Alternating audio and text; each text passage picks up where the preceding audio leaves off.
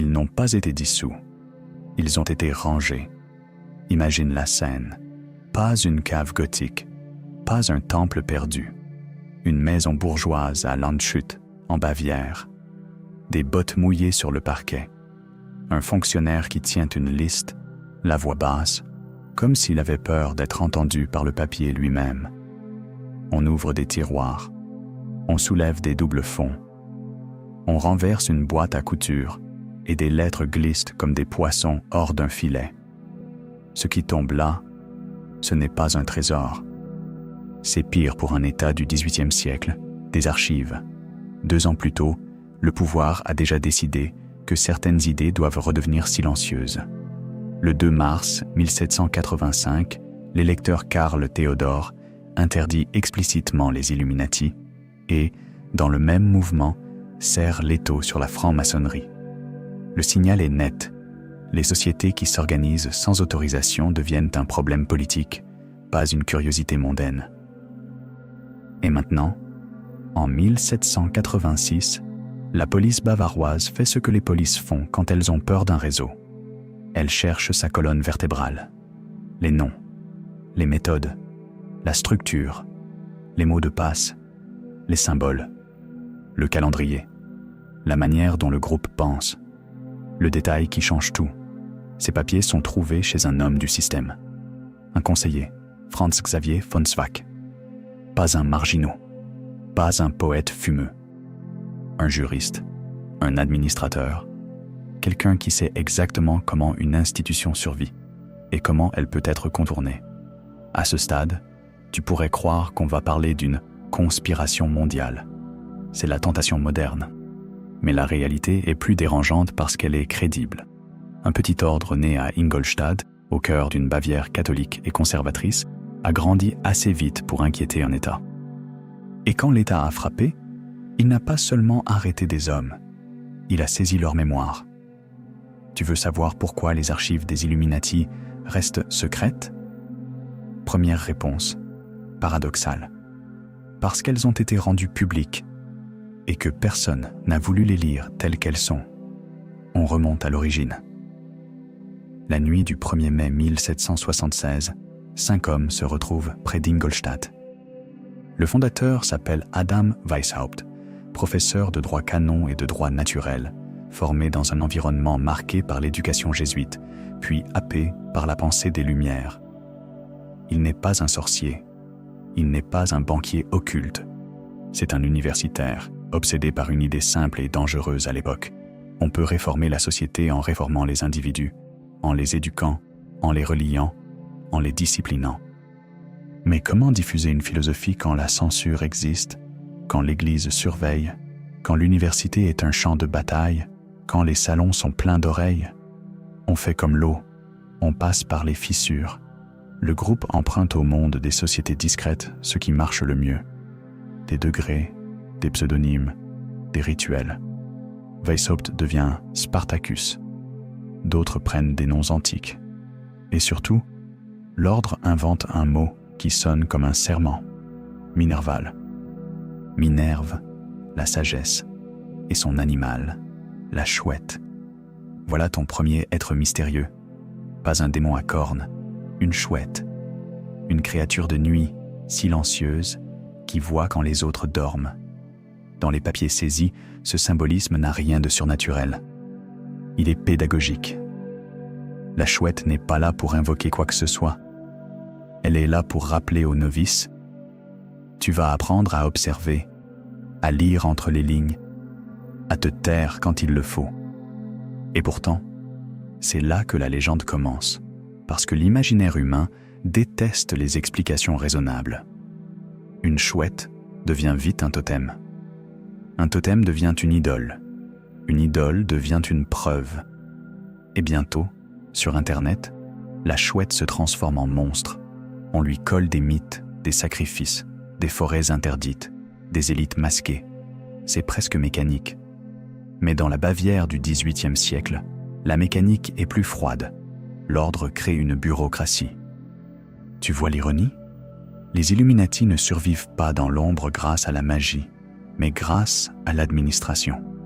Des listes, des rapports, des consignes, des plans de recrutement, un organigramme vivant, un vocabulaire interne et un réflexe qui, aujourd'hui, nous paraît terriblement moderne, la collecte d'informations sur les membres. Dans certains documents décrits par des sources historiques, le candidat doit produire un portrait de lui-même. Ce qu'il lit, ses relations, ses faiblesses, ses ennemis, ses angles morts. Ce n'est pas du folklore, c'est une manière de créer de la cohésion et du contrôle. Et quand l'État bavarois tombe dessus, il tient enfin quelque chose de tangible à montrer au public. Regardez, ce n'est pas une rumeur. Ce sont leurs propres mots.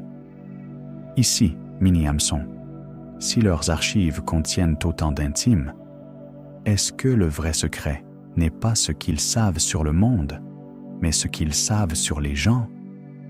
Parce qu'un groupe qui sait comment tu penses n'a pas besoin de te menacer. Il peut simplement te guider. C'est exactement ce qui effraie un pouvoir, pas une prophétie, une méthode. Et ce n'est pas un hasard si, après l'interdiction, on ne s'arrête pas au décret, on publie. Oui, tu as bien entendu, on imprime une partie des archives. En 1787, à Munich, paraît un volume au titre interminable, typique de l'époque, qui annonce clairement son origine. Quelques écrits originaux de l'ordre des Illuminati, trouvés lors d'une perquisition à Landshut les 11 et 12 octobre 1786, publiés sur ordre du prince électeur. En gros, on transforme la saisie en spectacle. L'État fait un pari. Exposer l'intérieur du groupe va le tuer définitivement. Et sur le papier, ça marche. Weishaupt perd sa position, s'exile, l'organisation se fissure, des membres se dispersent.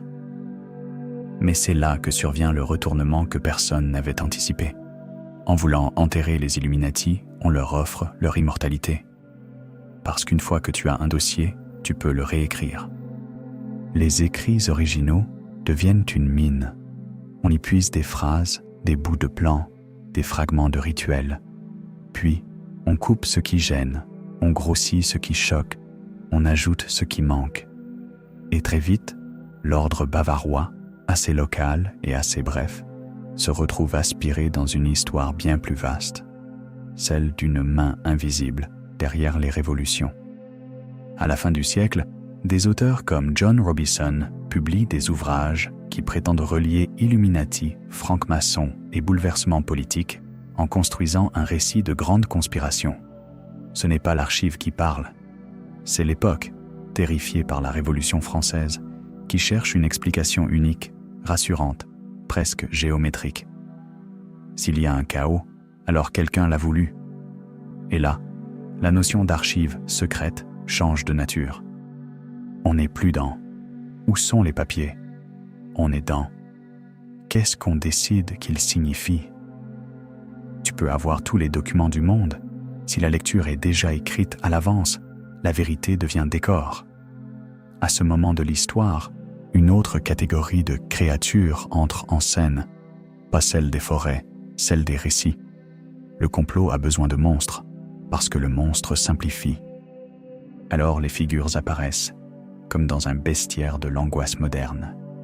La chouette qui voit tout, le serpent qui hypnotise. Plus tard, dans d'autres siècles, les reptiliens, les êtres venus d'ailleurs, les silhouettes aux yeux noirs qui tireraient les ficelles de la planète. Est-ce que ces créatures ont une influence sur la Terre? Oui, mais pas comme on le croit. Elles influencent notre perception. Elles transforment des phénomènes sociaux complexes, crises économiques, luttes de pouvoir, peurs religieuses, changements culturels, en histoires faciles à avaler. Un prédateur caché, donc une explication claire. Et une explication claire, ça rassure. Sauf que la Bavière, elle, n'avait pas peur d'extraterrestres. Elle avait peur d'un réseau d'hommes instruits qui discutaient de réforme, de morale, de pouvoir, en dehors des canaux contrôlés. Et c'est là que tu comprends le nœud. L'ordre a été combattu parce qu'il copiait, en miniature, ce que l'État faisait déjà en grand, former des loyautés, classer des individus, gérer des secrets. diriger des carrières, produire une doctrine interne. Autrement dit, l'État a vu un miroir, et un miroir, ça rend violent. Maintenant, on revient à ta question, mais on la rend tranchante. Pourquoi les archives restent-elles secrètes si une partie a été imprimée dès 1787 ? Parce que ce qui a été imprimé n'est peut-être pas ce qui comptait le plus. Les perquisitions saisissent des listes, des statuts, des correspondances, des codes. Mais le cœur vivant d'un ordre, c'est souvent ailleurs, dans les instructions des degrés supérieurs, dans les échanges confidentiels entre dirigeants, dans les décisions stratégiques qui ne se confient pas à un tiroir trop accessible. Et on sait, de manière documentée, que l'ordre avait une hiérarchie complexe, des classes, des niveaux, une progression. Donc, une partie des écrits devait circuler séparément, ou être mémorisée, ou être copiée en peu d'exemplaires. Mini-hameçon, et il pique, si les autorités ont publié ce qu'elles avaient, c'est peut-être aussi parce qu'elles savaient exactement ce qu'elles n'avaient pas. Et si ce manque n'était pas un accident, mais un geste? Imagine un instant Weishaupt en exil, pas en train de rêver à dominer le monde, mais en train de faire ce que font les organisateurs quand tout s'écroule, dresser l'inventaire mental. Qu'est-ce qui a été perdu? Qu'est-ce qui a été brûlé? Qu'est-ce qui a été caché chez un ami? Qu'est-ce qui circule encore, quelque part, dans une poche, dans une doublure, dans une bibliothèque privée? Et surtout, qui, dans la panique, a eu le réflexe le plus dangereux? Celui de sauver non pas l'argent, non pas les insignes, mais les papiers. Parce qu'un symbole, on le remplace. Un document, non. C'est là, exactement là, que naît la seconde vie des archives secrètes. L'archive fantôme, celle dont on parle sans la voir, celle qu'on jure avoir vue, celle qui change de forme selon celui qui la raconte. Et si tu cherches le moment précis où le secret devient légende, il est là, dans le passage entre une saisie policière et une obsession mondiale. On a commencé avec des tiroirs ouverts à Landshut. On va finir avec des coffres qu'on n'a jamais retrouvés, des bibliothèques dont on ne connaît que les rumeurs, et des preuves qui ne sont parfois que des reflets. Et maintenant, la question qui doit te rester dans la tête comme une écharde, si l'État a imprimé ce qu'il a saisi, qu'est-ce qu'il n'a jamais osé imprimer? Tu veux savoir ce que l'État n'a jamais osé imprimer? La réponse est plus troublante que le fantasme d'un coffre enterré sous une cathédrale. Il a imprimé presque tout ce qui pouvait les détruire. Mais il l'a fait comme on brandit une arme, pas comme on ouvre une bibliothèque. À Munich, en 1787, la Bavière publie en plusieurs volumes des textes saisis lors des perquisitions, notamment chez Zwack à Landshut et aussi au château du baron von Bassus à Sandersdorf, décrit sans détour comme un nid d'Illuminati. 3 volumes au total, avec quelques noms gommés pour raisons diplomatiques, mais sans distorsion majeure, d'après des historiens qui ont comparé les éditions imprimées aux pièces originales. Tu entends bien la logique? Ce n'est pas « on cache », c'est « on montre ce qui arrange » et on laisse le reste sous clé. D'ailleurs, le titre même du recueil lié à Sandersdorf raconte une scène presque comique. Les papiers sont versés à un archive secrète, tout en étant, en théorie, consultables, sur demande. Secret, mais accessible. Comme un coffre-fort dont le propriétaire affirme « Je peux l'ouvrir quand je veux, sans préciser pour qui ». Et maintenant, imagine l'effet dans l'Europe des salons. Un homme lit à voix haute un passage sur les grades, sur les consignes, sur les pseudonymes antiques. Une femme ricane. Il joue aux Romains. Un autre plus pâle murmure « Non ». Ils apprennent à se reconnaître partout. Et là, d'un coup, la chose change de nature. Ce n'est plus un petit cercle d'universitaires. C'est une machine à fabriquer de la confiance, hors du contrôle officiel. Le pouvoir bavarois ne vend pas un livre. Il fabrique une émotion publique, la sensation d'avoir surpris une conversation interdite. Ce genre de sensation a un parfum particulier. Tu le connais. C'est le même que quand on tombe sur un dossier confidentiel ou sur un fil de message qu'on n'aurait jamais dû voir. Tu ne lis pas pour comprendre, tu lis pour frissonner. Et le frisson, lui, est un accélérateur de mythes. Résultat, à peine l'ordre est-il démantelé que sa carcasse devient une légende mondiale. Des auteurs, à la fin du siècle, expliquent les secousses politiques par un scénario unique, une main derrière l'histoire. Le cas le plus célèbre est celui d'accusations liant les Illuminati à la Révolution française, thèse largement rejetée par l'historiographie moderne, mais incroyablement persistante dans l'imaginaire collectif. Tu vois la ruse du destin? Plus on exhibe des papiers, plus les gens concluent qu'il en manque. Et c'est là que les créatures apparaissent, pas dans les forêts, mais dans les gravures. À partir de l'interdiction, on voit circuler des images satiriques. On caricature, on diabolise, on transforme des hommes en tentacules, en insectes, en démons de papier.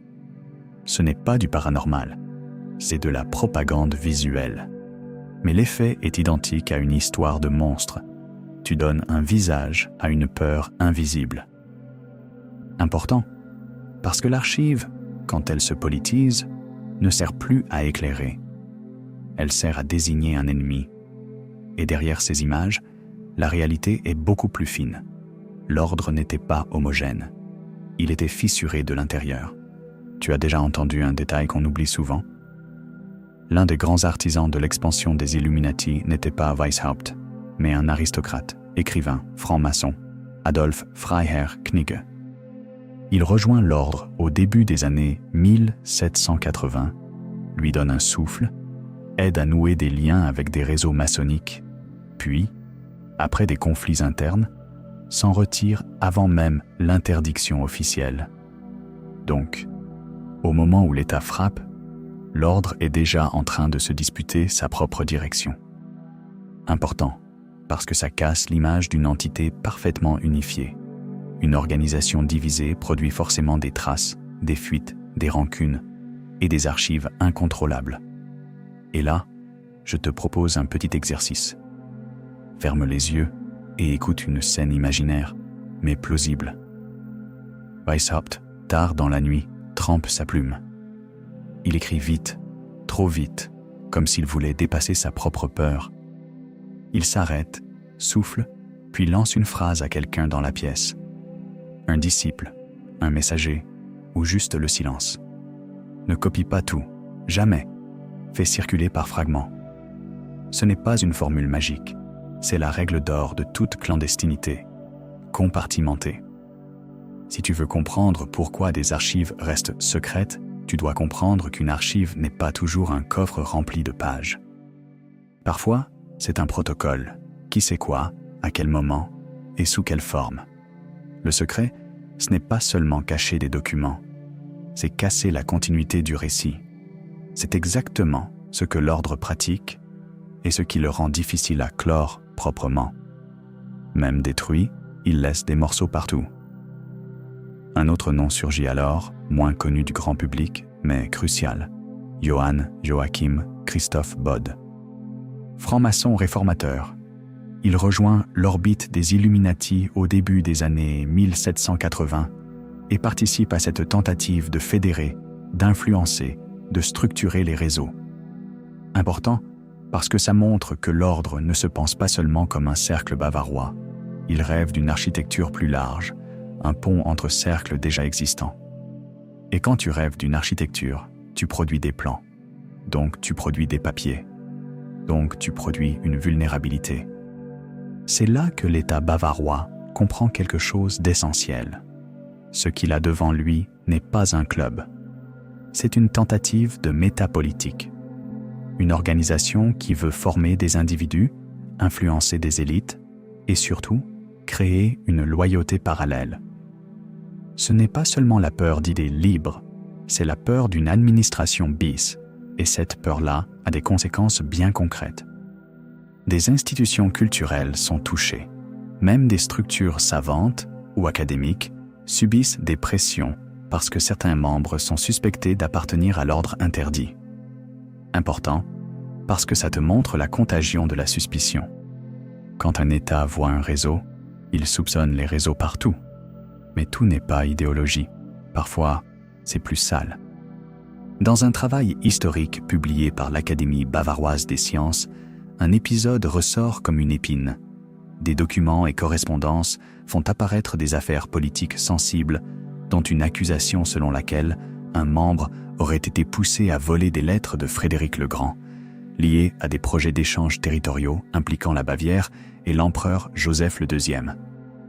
Important, parce que là, on quitte le terrain du débat philosophique pour entrer dans une zone que les gouvernements classent immédiatement comme menace d'État, l'espionnage ou quelque chose qui y ressemble. Et maintenant, retourne à ta question, mais avec cette couche en plus. Si l'ordre a flirté, même marginalement, avec des affaires diplomatiques explosives, quel genre de documents cherches-tu en premier quand tu fais une perquisition? Pas les poèmes, pas les symboles, les listes de contacts, les itinéraires, les lettres. Et que fais-tu de ces pièces une fois saisies? Tu n'en fais pas forcément un livre pour le public. Tu les gardes pour toi. C'est là, à mon sens, que naît la vraie zone secrète des archives. Non pas un mythe, mais une sélection. Ce qui est imprimé sert à discréditer.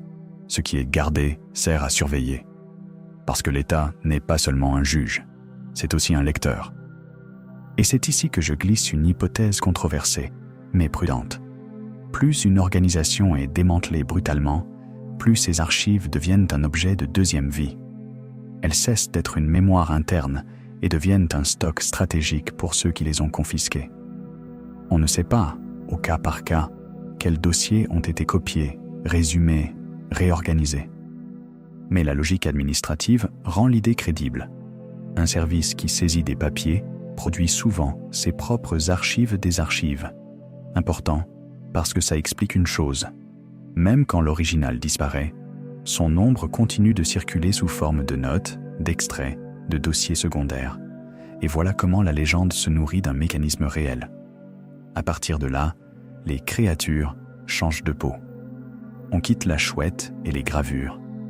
On entre dans l'urbanisme de la peur. Un témoin affirme avoir vu des hommes en manteau sombre poser des questions. Un autre raconte qu'un visiteur a demandé un livre précis, puis a disparu. Rien de tout cela n'est prouvable comme une continuité historique directe avec l'ordre bavarois. Et il faut être honnête. Ce sont des motifs de folklore moderne, pas des faits. Mais leur influence sur la Terre est tangible d'une autre manière. Ils modèlent la psychologie sociale. Ils fabriquent une sensation d'omniprésence. Et quand une sensation devient collective, elle finit par ressembler à une force. Tu connais le piège. On confond un récit contagieux avec une organisation omnipotente. Le dernier clou, celui qui rend tout vraiment vertigineux, tient en une statistique citée par des historiens à partir de sources de l'époque. Une proportion non négligeable de hauts fonctionnaires bavarois aurait appartenu à l'ordre, autour d'un 10e selon certains décomptes. Ce chiffre est discuté, dépend des listes et des recoupements, mais il suffit à comprendre l'angoisse du pouvoir. Quand un réseau touche l'administration, tu ne sais plus qui exécute la loi et qui exécute un autre serment. Important parce que c'est le point où la société secrète cesse d'être exotique. Elle devient un problème de gouvernance. Alors, pourquoi les archives restent-elles secrètes? Parce que le secret ne vient pas seulement de l'ordre, il vient aussi de la réponse de l'État. Et maintenant, on arrive à l'endroit où l'histoire bascule. Tu pourrais croire que l'ordre meurt, là, écrasé, ridiculisé, dissous. Mais il reste un détail, un petit détail administratif, presque banal, qui ouvre une porte sur quelque chose de beaucoup plus grand. La manière dont les archives saisies ont été classées, et la manière dont, plus tard, d'autres régimes ont traqué, rassemblé et réutilisé des fonds entiers liés aux sociétés initiatiques. La question qui te regarde droit dans les yeux, maintenant, c'est celle-ci. Si les archives d'un groupe peuvent changer de maître, est-ce qu'elles changent aussi de mission? Et si les archives qui te font peur n'étaient pas celles des Illuminati?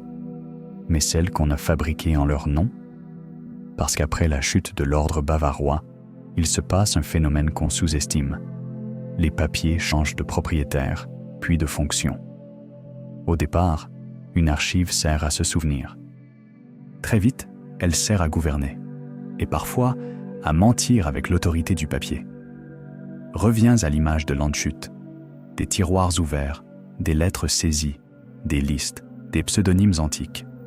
À ce moment-là, la police bavaroise n'est pas en train de chasser des fantômes. Elle chasse un réseau. Et un réseau, ça se neutralise rarement seulement par des arrestations. Ça se neutralise en le cartographiant. Le premier secret, c'est donc une évidence froide. Dès que l'État possède tes archives, il possède aussi ton mode d'emploi. Tu peux interdire un groupe, tu peux dissoudre son nom. Mais si tu gardes ces fichiers, tu gardes la logique qui l'a rendu dangereux. Et là, une question te saute à la gorge. Qu'est-ce qu'un pouvoir fait d'une logique qu'il juge subversive? Il la détruit, ou il l'étudie.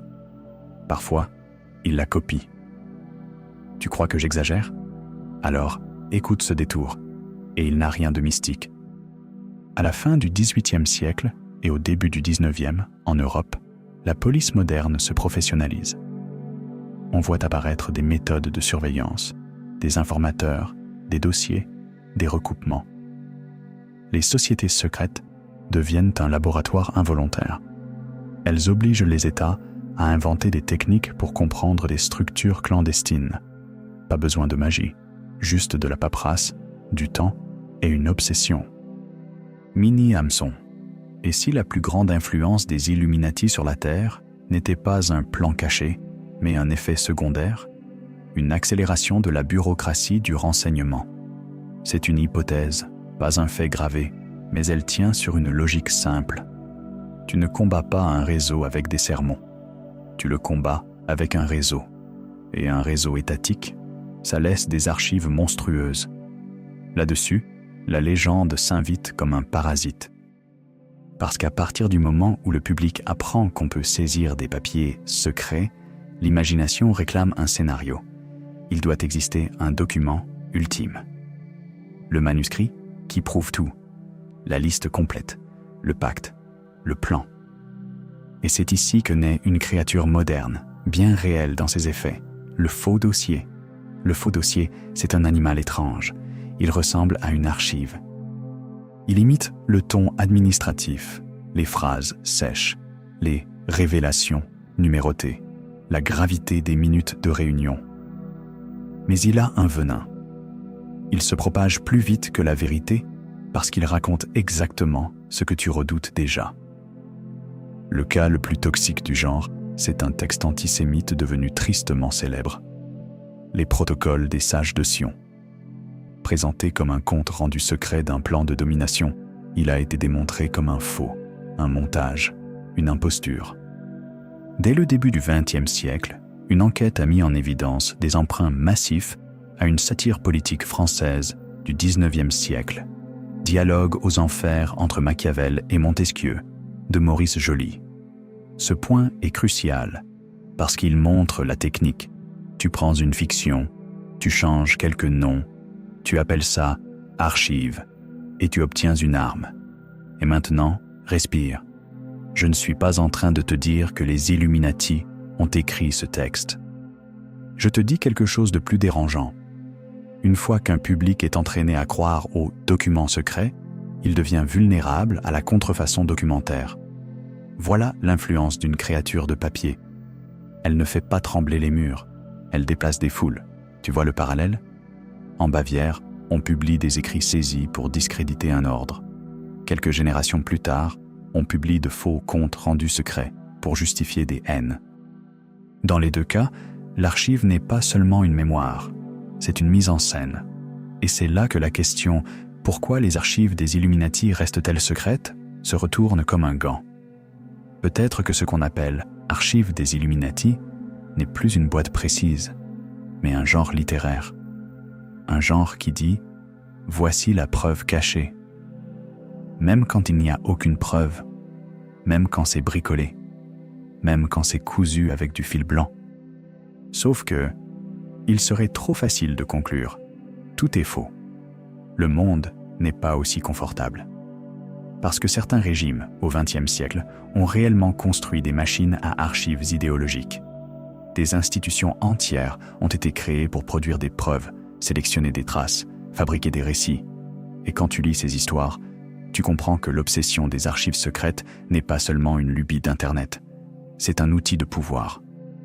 Regarde l'exemple de Lahnenerbe, fondée dans l'Allemagne nazie au milieu des années 1930 comme une organisation liée à la SS, mêlant propagande et recherche pseudo-scientifique destinée à soutenir des mythes raciaux.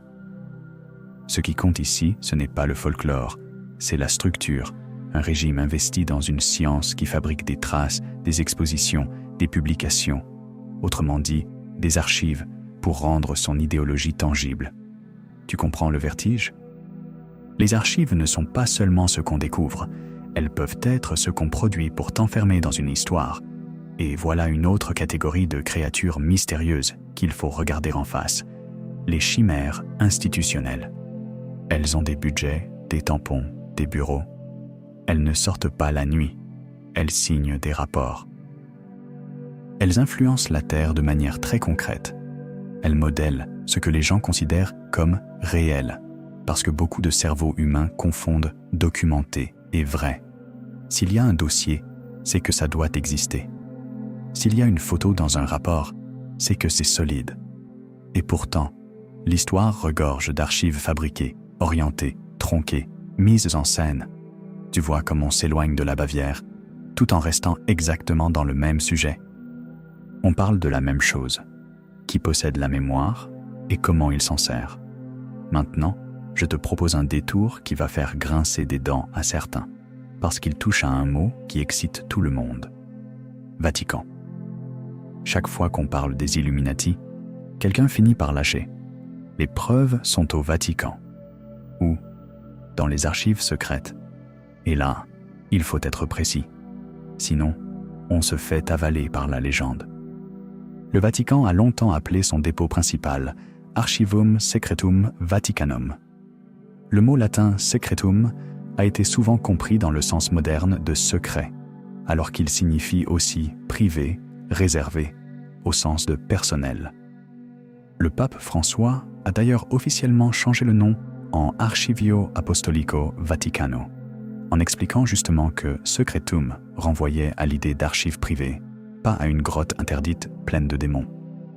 Ce détail est essentiel, parce qu'il montre comment un simple mot peut nourrir un siècle de fantasmes.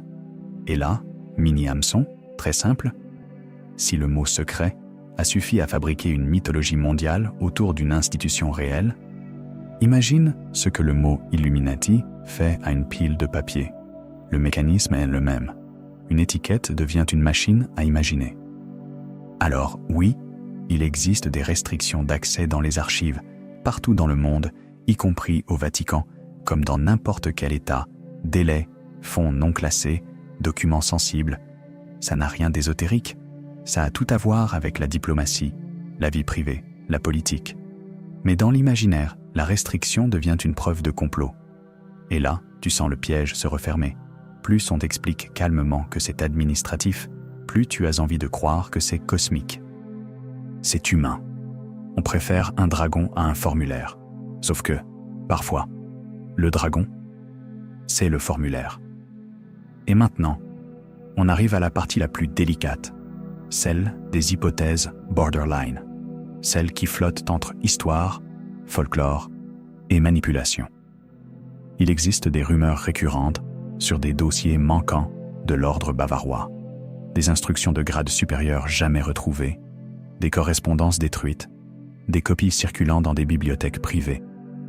Certaines pertes sont plausibles parce que les perquisitions ne peuvent pas tout saisir, parce que des membres ont pu brûler des papiers, parce que des familles ont pu cacher des lettres par honte ou par prudence. Mais il n'existe pas, à ma connaissance, de preuves solides et publiques d'un coffre ultime contenant un plan global. Et c'est ici que je te pose une question qui fait mal. Si le coffre ultime n'existe pas, pourquoi tant de gens le cherchent? Parce que le coffre ultime est une idée confortable. Il promet une explication unique. Il promet que le monde n'est pas chaotique, mais orchestré. Et cette promesse agit comme une drogue douce. C'est là que surgit la créature la plus mystérieuse de toutes, et je choisis mes mots. L'égrégore. Dans les traditions ésotériques, un égrégore, c'est une entité née des croyances collectives. Tu n'es pas obligé d'y croire au sens paranormal pour comprendre son intérêt. Comme métaphore, c'est parfait. Un récit partagé peut se comporter comme une chose vivante. Il grandit, il se défend, il attire de nouveaux hôtes. Il survit même quand l'objet initial a disparu. L'ordre bavarois a été interdit. Mais les Illuminati, comme égrégore moderne, est devenu immortel. Et quand un égrégore devient immortel, il fait quelque chose d'étrange. Il attire d'autres créatures. Les extraterrestres, les reptiliens, les sociétés antiques imaginaires, les civilisations sous-marines, les artefacts impossibles. Tu m'as demandé d'inclure des êtres mystérieux et leur influence sur la Terre. Voilà la version honnête. Leur influence est culturelle. Ils colonisent des récits. Ils donnent une forme à nos angoisses. Ils fournissent un langage à des personnes qui sentent que le monde leur échappe. Et parfois, ces créatures servent à détourner l'attention des véritables archives du pouvoir, celles qui ne sont pas dans des coffres, mais dans les flux, les bases de données, les institutions. Parce que soyons sérieux 2 secondes. Si tu voulais contrôler une société aujourd'hui, tu ne le ferais pas avec un parchemin scellé à la cire. Tu le ferais avec des dossiers, des traces, des habitudes, des profils, avec une archive vivante, mise à jour en permanence. Et maintenant, je te donne un dernier crochet avant la chute de cette partie. Le vrai paradoxe, c'est que plus on fantasme des archives secrètes des Illuminati, plus on ignore la chose la plus proche de nous, la manière dont chaque époque fabrique ses propres Illuminati, juste pour donner un visage à ce qu'elle ne maîtrise pas.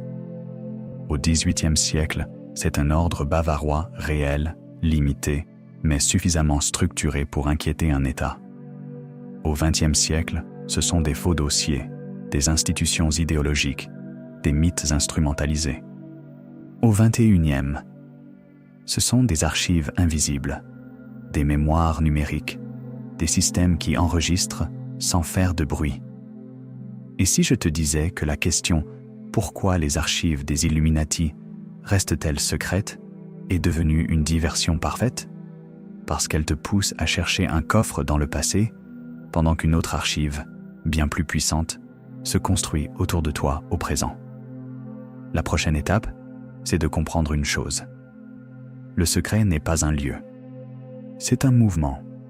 Et il existe un signe très simple, presque idiot, qui permet de deviner quand un secret est en train de changer de main. Ce signe, c'est le moment où quelqu'un te dit « Ne t'inquiète pas, tout est public ». À partir de là, j'ai une seule question pour toi, et elle va te suivre comme un bruit de pas dans un couloir vide. Si tout est public, pourquoi as-tu encore l'impression qu'on te cache l'essentiel? Si quelqu'un te dit « Ne t'inquiète pas, tout est public », pose-toi une autre question, plus simple, presque enfantine.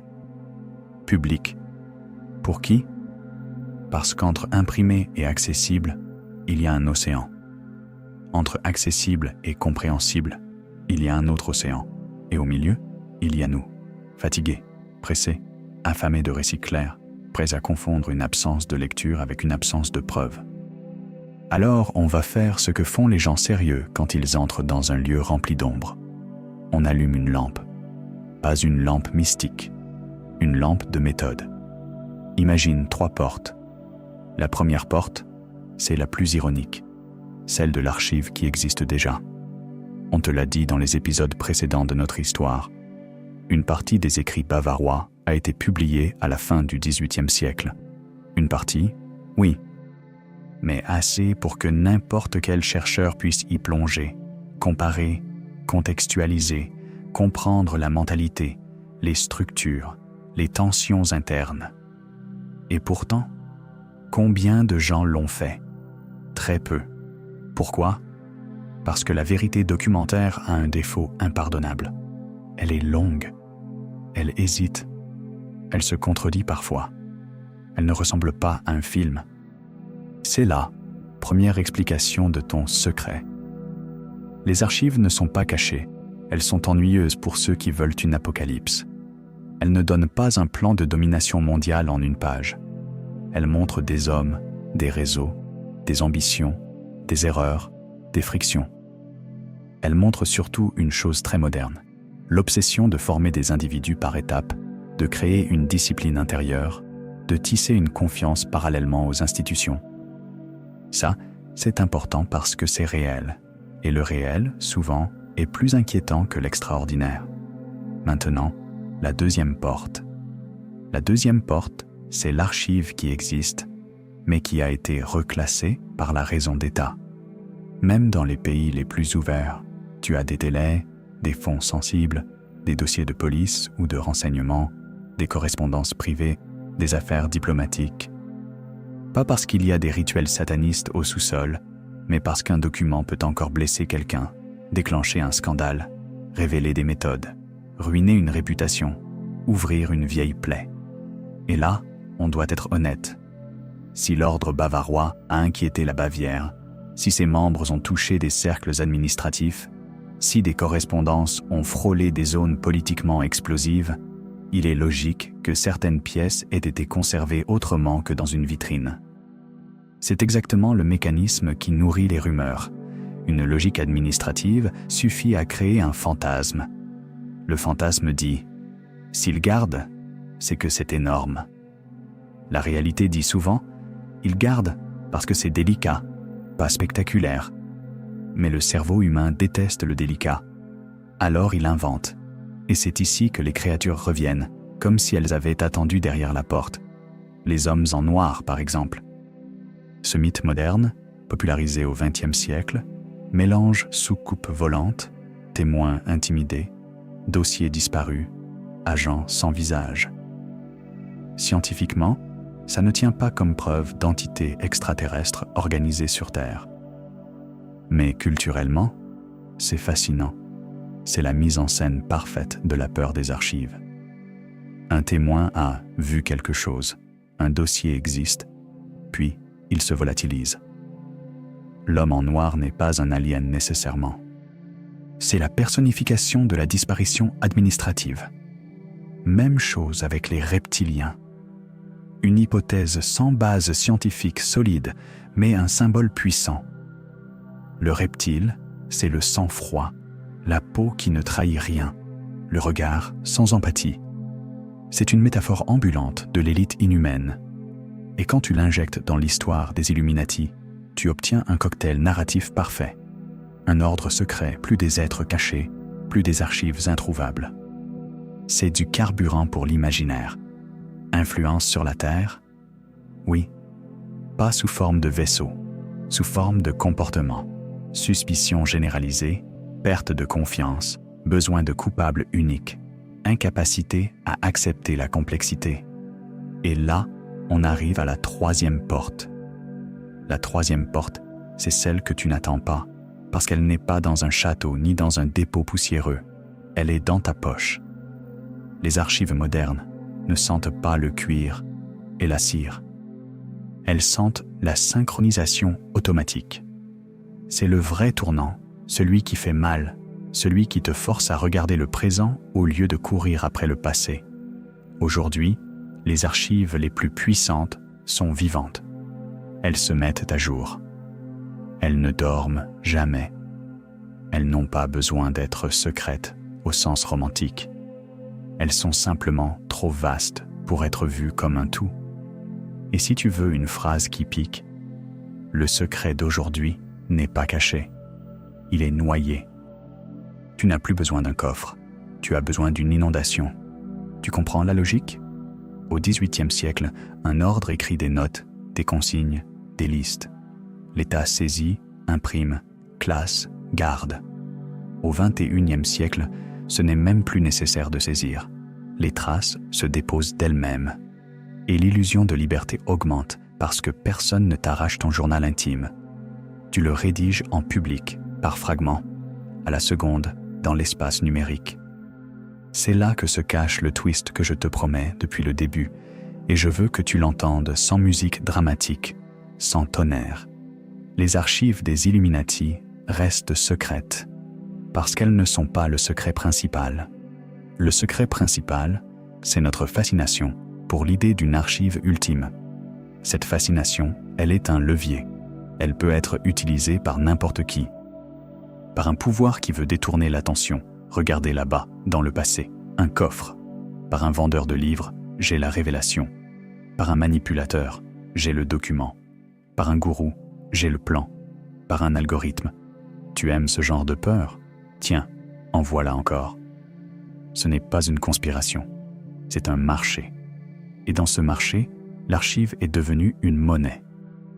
Alors, on revient aux Illuminati, mais on les regarde comme un chirurgien regarde une cicatrice. Pas pour le frisson, pour comprendre comment c'est arrivé.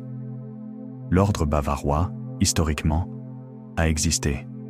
Il a recruté. Il a structuré. Il a eu des rêves de réforme, des méthodes de contrôle, des conflits internes, des ennemis puissants. Il a été interdit. Ses papiers ont été saisis, puis en partie publiés. Ça, c'est le noyau dur. Tout le reste, domination mondiale continue, continuité ininterrompue jusqu'à aujourd'hui, pacte cosmique, relève de la spéculation ou de la fiction à des degrés variables. Mais voici la phrase la plus inconfortable de tout le sujet. Une fiction persistante peut produire des effets réels, et c'est là que ton mystique redevient sérieux. Quand des millions de personnes croient à un scénario d'archives secrètes, le scénario lui-même devient une force. Il influence des votes, des décisions, des violences, des boycotts, des paniques, des chasses aux sorcières. Il peut aussi influencer la recherche. On cherche ce qu'on désire prouver. On ignore ce qui est banal. On surinterprète des coïncidences. Comme si l'égrégore dont on parlait tout à l'heure avait appris à marcher. Tu m'as demandé des trouvailles spornées, des trouvailles controversées. Alors parlons-en sans mentir. Il existe des collections privées, des fonds familiaux, des lettres isolées, des bibliothèques où des documents d'époque dorment parfois des siècles avant d'être catalogués. Il arrive que des correspondances réapparaissent, que des feuillets soient vendus, que des notes refassent surface, mais ces réapparitions ne prouvent pas l'existence d'un grand plan. Elles prouvent surtout une chose, la mémoire humaine est fragmentée. Les archives sont un puzzle auquel il manque toujours des pièces, et ce manque, l'imaginaire le remplit. Toujours. C'est là que l'on peut faire une analogie un peu cruelle, mais efficace. Les archives, c'est comme un squelette retrouvé dans le sable. Tu as des os, tu as une forme. Le scientifique dit « Je sais à peu près à quoi ça ressemblait ». Le conteur dit « J'ai trouvé un dragon ». Le public choisit ce qui lui donne le plus d'émotion. Or, l'émotion n'est pas une preuve. Maintenant, je veux t'emmener dans une dernière scène, parce qu'un scénario a besoin d'images. Et celle-là est simple, presque silencieuse. Un archiviste, dans une salle de lecture. Pas un agent secret, un archiviste. Il porte des gants. Il tourne des pages très lentement. Il ne cherche pas à révéler. Il cherche à comprendre. Tu vois ce personnage ? Il est l'anti-héros parfait de notre époque. Il ne promet rien. Il ne vend pas de peur. Il ne te donne pas un coupable unique. Il te donne des nuances. Et les nuances, c'est exactement ce que les récits de complot détestent. Alors, si on veut répondre honnêtement à pourquoi les archives des Illuminati restent-elles secrètes, on peut maintenant le faire en plusieurs couches, comme une voix qui devient plus calme à mesure qu'elle s'approche du vrai. Première couche, parce que certaines pièces ont été saisies, classées, parfois retenues pour des raisons politiques ou privées, comme c'est le cas pour beaucoup d'affaires sensibles. Deuxième couche, parce que les documents publiés existent, mais demandent du temps, et que le public préfère souvent la légende à la lecture. Troisième couche, parce que le mot « Illuminati » est devenu une étiquette qui attire tout, comme un aimant. D'autres mythes, d'autres peurs, d'autres créatures, d'autres faux dossiers. Quatrième couche, Parce que la modernité a déplacé le centre de gravité du secret. Le secret n'est plus dans un coffre, il est dans un système. Et maintenant, le retournement final. Celui qui doit te rester en tête une fois que la musique de fin a déjà commencé, quand l'écran devient noir et que, malgré tout, tu n'as pas envie de cliquer ailleurs. Et si les archives les plus secrètes des Illuminati n'étaient pas enfermées dans un coffre, mais disséminées partout, parce que c'est nous qui les écrivons? Pense à la vitesse à laquelle une rumeur se fabrique aujourd'hui. Quelqu'un poste une image floue, un autre ajoute une flèche rouge. Un troisième colle un symbole par-dessus. Un quatrième dit « Regarde, c'est la preuve ». Et en moins d'une journée, tu as une histoire complète, avec un méchant, un plan, un calendrier et même une morale. Le détail cruel, c'est que cette histoire, on ne la reçoit pas comme un livre, on la construit à plusieurs mains, petit morceau par petit morceau, sans s'en rendre compte. Chaque vidéo, chaque commentaire, chaque partage, chaque « tu as vu ça », chaque fil qui relie un symbole à un autre fabrique une archive collective. Pas une archive de papier, une archive d'attention, une archive de croyance, une archive de peur, une archive de récit. Tu vois la boucle? On cherche un secret caché et on fabrique un secret visible. On traque un dossier interdit et on remplit un dossier public. On veut une preuve ultime et on produit une montagne de presque preuves. C'est presque beau, parce que c'est une forme de création. C'est l'imagination humaine à l'état brut, sa capacité à relier les points, à inventer du sens, à donner une forme à l'invisible. Et c'est presque tragique, parce que cette même capacité peut se retourner contre nous. Car si une société secrète rêvait vraiment d'influencer le monde, elle n'aurait peut-être même plus besoin d'exister. Il suffirait que le monde s'auto-alimente en mythes. Il suffirait que les gens fassent le travail à sa place. Relier, amplifier, répéter, simplifier, transformer l'incertain en certitude, puis défendre cette certitude comme une identité. Et c'est là que le mystère devient propre, net, presque froid. Pas un mystère sale, pas une révélation fabriquée, pas une manipulation déguisée en vérité. Un mystère qui te regarde droit dans les yeux et qui te pose une question simple. Qu'est-ce que tu veux trouver, au fond, quand tu cherches des archives secrètes? Parce que la question n'est peut-être pas « que contiennent les archives ?» La question, c'est « qu'est-ce que toi, tu espères qu'elles contiennent ?» Un plan, parce que tu as besoin de croire que le chaos est orchestré.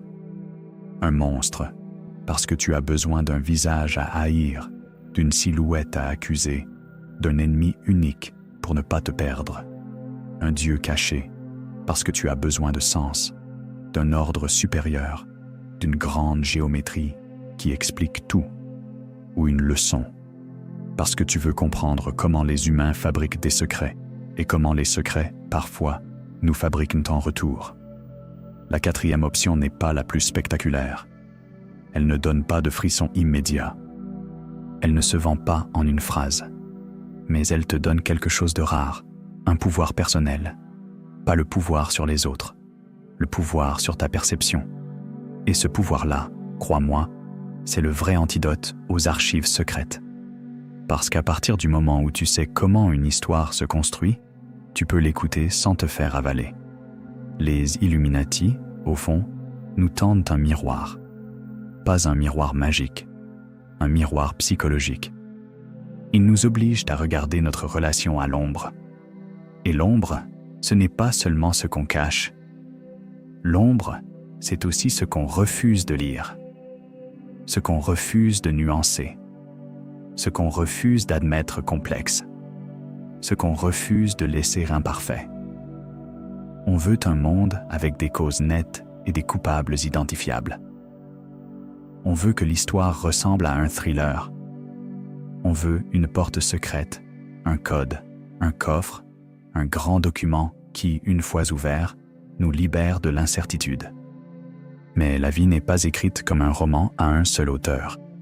La lumière, elle, n'est pas une révélation spectaculaire. La lumière, c'est l'effort patient. C'est accepter l'idée insupportable que parfois, il n'y a pas de chef d'orchestre. Il y a des intérêts qui s'entrechoquent, des erreurs, des opportunismes, des accidents, des systèmes qui s'emballent, des peurs qui se répondent. Et voilà l'ironie. Cette complexité, beaucoup la trouvent plus angoissante qu'un complot. Parce qu'un complot te rassure. Il dit « quelqu'un contrôle », même si c'est un monstre, même si c'est un ennemi. Au moins, il y a une main. Alors que le chaos te laisse seul face à la responsabilité. Et si tu gardes une image de tout ce voyage, garde celle-ci, une chouette. Pas un démon, pas une idole, pas un présage. Une chouette, symbole de vigilance. Une créature de nuit qui ne fait pas de bruit, qui observe, qui n'est pas éblouie par les feux de la scène. C'est ça que j'aime dans cette image. Elle ne te promet pas un miracle. Elle te rappelle une discipline. Regarder avant de conclure, douter avant d'accuser, comparer avant de partager, respirer avant de s'indigner. Peut-être que le vrai héritage des Illuminati n'est pas un complot, mais un rappel, détourné, déformé, caricaturé, mais encore visible, que le savoir peut être organisé, que les idées peuvent se transmettre, que les réseaux existent et que les réseaux laissent toujours des traces. Certaines traces sont dans des archives imprimées, d'autres dans des dossiers retenus, classés, oubliés, d'autres dans des mythes, et d'autres dans nos propres données, nos habitudes, nos clics, nos impulsions. Parce qu'il y a une vérité que personne n'aime entendre. L'archive la plus puissante n'est pas forcément celle qu'on cache, c'est celle qu'on n'arrive plus à voir tellement elle est partout. Celle qui se construit automatiquement, sans cérémonie, sans cire, sans cérémonie d'initiation. Une archive qui ne dort pas, qui se met à jour, qui te ressemble plus que tu ne le penses. Et là, je te pose la question la plus dangereuse, parce qu'elle te concerne. Qui gagne à ce que tu cherches un coffre imaginaire dans le passé, plutôt que de regarder les archives réelles de ton présent? Qui gagne à ce que tu passes des heures à relier des symboles, plutôt que de comprendre comment ton attention est guidée, comment une colère est entretenue, comment une peur est nourrie, comment une certitude est vendue? Parce que soyons honnêtes, dans ce monde, l'attention est une monnaie. Et une monnaie, ça attire toujours des gens qui veulent l'encaisser. Tu veux un petit test, un jeu, un exercice presque idiot, mais redoutablement efficace? La prochaine fois que tu tombes sur une révélation, fais ceci. Ne la combats pas. Ne la crois pas. Observe-la. Demande-toi, qui parle? Sur quoi ça s'appuie? Est-ce que ça cite une source vérifiable? Ou est-ce que ça s'appuie sur une ambiance? Est-ce que ça te donne de la complexité ou un coupable unique? Est-ce que ça t'invite à comprendre ou à te sentir supérieur à ceux qui ne voient pas? Puis, cherche l'origine. Pas le repost, pas la compilation, l'origine. Ensuite, cherche la source de la source. Puis, encore. Tu verras quelque chose d'étrange. Très souvent, la créature se dissout au contact de la lumière. Elle devient plus petite, plus fragile, moins certaine, moins héroïque. Et parfois, tu découvres qu'elle n'a jamais eu de corps, juste des échos. Pas toujours, évidemment. Il existe des secrets réels, des documents sensibles, des affaires que l'histoire a classées, des zones grises. Le monde n'est pas un jardin transparent.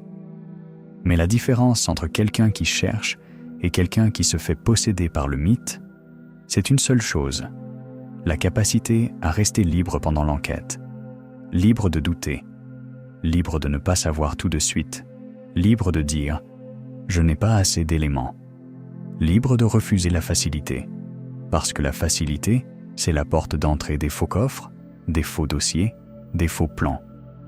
Et ces faux documents-là ont une influence réelle sur la Terre. Ils abîment la confiance, ils cassent la nuance, ils fabriquent des ennemis imaginaires, puis ils justifient des actes bien réels. Alors, si je devais te laisser avec une dernière pensée, pas une morale, juste une boussole, ce serait celle-ci. Le vrai danger n'est pas qu'il existe un secret. Le vrai danger, c'est quand le secret devient une religion, quand il n'est plus une question, mais une identité, quand il n'est plus une hypothèse, mais un drapeau, quand il n'est plus une enquête, mais une guerre. Et à ce moment-là, oui, tu as perdu, parce que tu ne cherches plus la vérité, tu cherches à gagner.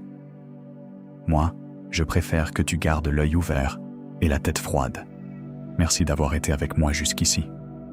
Si ce genre d'histoire te passionne, dis-moi en commentaire quel dossier tu veux qu'on explore ensuite. Une autre société initiatique, une autre archive célèbre, une autre légende qui colle à l'histoire comme une ombre. Et si tu as aimé cette plongée, tu connais le rituel moderne. Un like, un abonnement et surtout, partage la vidéo à quelqu'un qui adore les mystères. Pas pour lui donner peur, pour lui donner une question. On se retrouve très vite. Et d'ici là, sois la chouette. Pas le bruit, pas la panique, la vigilance.